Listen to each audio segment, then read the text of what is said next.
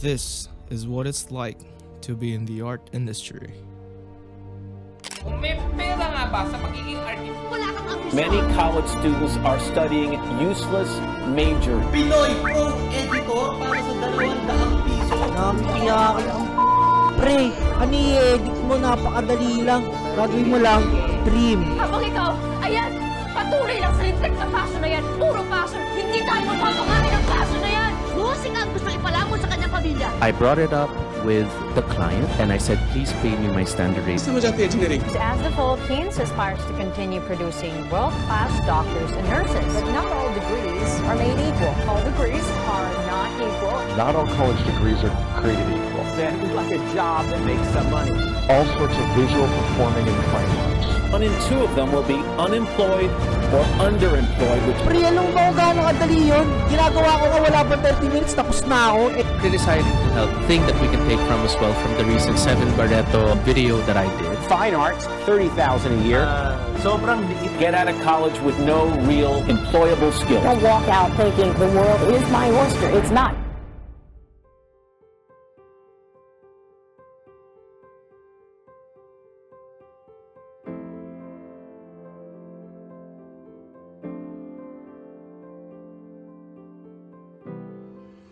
I'm Gerard Salimpade, multimedia artist of STI Caloocan. I also work as a freelance photographer for different events like weddings, debuts, birthday parties, and many more. Nag-start akong mag-freelance since 2012. Noon din yung time na yun na nagkaroon kasi ako ng DSLR. And meron kasi akong friend na ikakasal nun eh. So, nag-offer lang siya sa akin kung gusto ko bang mag-shoot sa kasal niya. Then sabi ko, sure, why not? Then, from there on, bumuo na rin ako ng team ko dahil syempre, kailangan din ng backup eh. Mahirap na mag-shoot na ikaw lang, lalo na pag wedding. Hello, I'm Dave Labio, 25 years old, and I'm a freelance photographer, videographer. I'm almost 8 years or 9 years, I think, na ako nag-shoot. And nag-full-time ako mag-freelance around 2019 pagka-graduate ko nung college. Then, nag-start ako noong 2016 sa may STI College Caloocan na nakasama ko mga ano lang din, mga student lang din noon. Halos same lang din kami ng mga ano noon, mga shoot na mga events ayun. Hi, my name is Lois Earl Nathaniel de la Cueva, owner of ALDC Photography, and I'm 37 years old. One of my friend na pinasok ako sa photography industry, kinailangan kong mag-provide ng needs for my baby. Sinasama niya lang ako lagi sa kanya. So, ang freelance photographer, parang you can decide sa lahat ng studio owner or tie-up natin, all in sa lahat ng pwede kang lumabas sa different studios, different caterers, or other studio owner. Kumbaga, sila yung nagmamanage ng time and mga contracts sa mga client, then ikaw lang yung nagiging shooter nila. So, ayun ang freelance. Ako si Jairil, I'm a videographer and video editor based in Metro Manila. So, nag-start ako maging videographer way back nung nag-aaral pa ako sa STI Caloocan.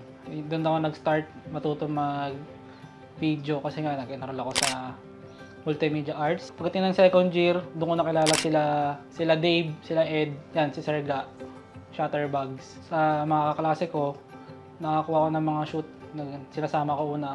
Yung una kong assistant, then second video. Yung na-build na yung portfolio ko, yun, nakakuha na rin ako ng mga solo clients, events, birthday, binyag. Pagdating ng pandemic, so yun, wala talaga events. Wala akong freelance na work ng ilang buwan.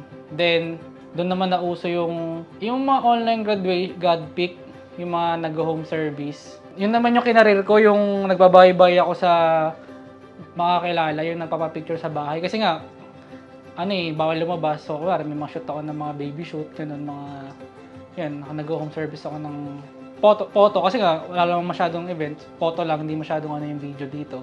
Yun nga, after ng school year na yun, diba, graduation, uso naman yung mga online graduation. Yun naman, nag-shoot naman ako ng yung mga nagpapasa sa mga school ng grad pick nila. Yun naman yung naging racket ko nung freelance ko nun is yung picture naman ng mga portraits for graduation. Pagka-graduate, yun na, yan. Nag-apply na ako ng permanent job. So currently, nag-work ako sa World Balance ngayon as videographer and video editor. From the very start, nung nagsimula pa lang ako, syempre medyo nangangapa-ngapa pa kami dun. Nag-start kami, yung gamit namin is very basic lang. Entry-level cameras. Kung ano lang yung mabibigay ng equipment mo, hanggang dun ka lang. Habang tumatagal naman, syempre nakikita namin yung quality na nabibigay ng equipment. Dahil kumikita ka, syempre, mag-i-invest ka rin dun sa equipment. Kailangan mong mag-upgrade. Hindi pwedeng hanggang ganito lang. Yes, you get to do kung ano lang yung kailangan. Pero syempre, mas maganda, you get to give more dun sa client mo. Kung meron silang expectation, mas okay. Kung mas mahihigitan mo yun. Then, minsan, hindi natin maiiwasan may technical issues. Nung nag-shoot ako sa isang baptism, I think, baptism yun, nagka-problem din yung camera na dala ko. So, wala akong magawa dun sa shoot. Kailangan kong bumalik sa office, kumuha or humiram ng ibang camera para lang ma-shoot yung event na yun. Kaya lang ang problem, marami na akong na-miss out.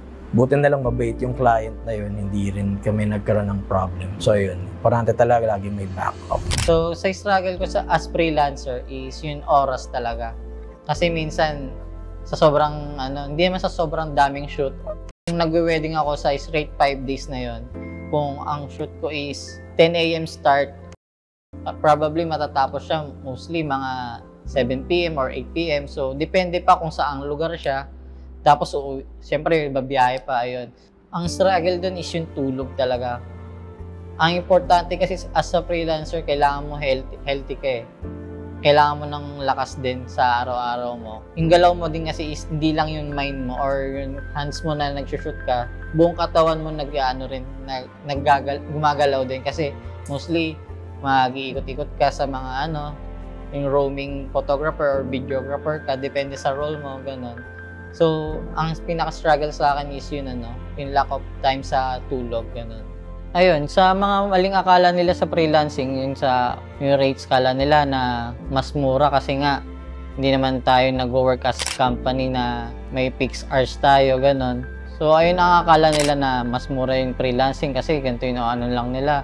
Hindi naman sila araw-araw din nag-work, kaya ganun. Nami-misconception or misunderstood nila yung ganung term na freelance lang yan, ganun. Ang nila is parang pindot-pindot lang yan, kuha lang yan, ganun lang yan, tamang photo op lang yan. Alam mo yung ma-follow mo lang yung flow ng program, okay na yon. Pero hindi pala. As a photographer, kung gusto mo siyang maging maganda ang maging output, bibigay mo yung the best mo, even na hindi siya kasama dun sa program. Bibigay mo yung lahat ng effort mo para by your own, kahit sabihin mo photographer ka, makikita nila na, beyond the expectation talaga yung maibibigay natin. Sa client side, syempre, nagbabarat. Yung number 1, yung nangingi ng, nagkukumpara ng, ba't sa ganito, ganyan, mas mura. Tapos may mga times na, yung biglang ika-cancel. Kasi nga daw, may regalo na daw yung ninang, ganun. Naranasan ko lang, hindi naman yung memes sa mga sa Facebook. Yung bigla lang daw may ninang na nagregalo. Talagang nangyayari talaga yun na yung minsan next week na yung event, tapos pa-follow up mo ng details. Bigla na sabihin sa'yo na pasensya kasi ninang ko pala nagregalo na. So wala, hindi na matutuloy. Tsaka syempre yung sa pag-freelance, mayroon mag-start ng syempre wala ka pang client, pagbibigay ka pa ng portfolio mo, sa kukuha ng mga X-deal, ganun.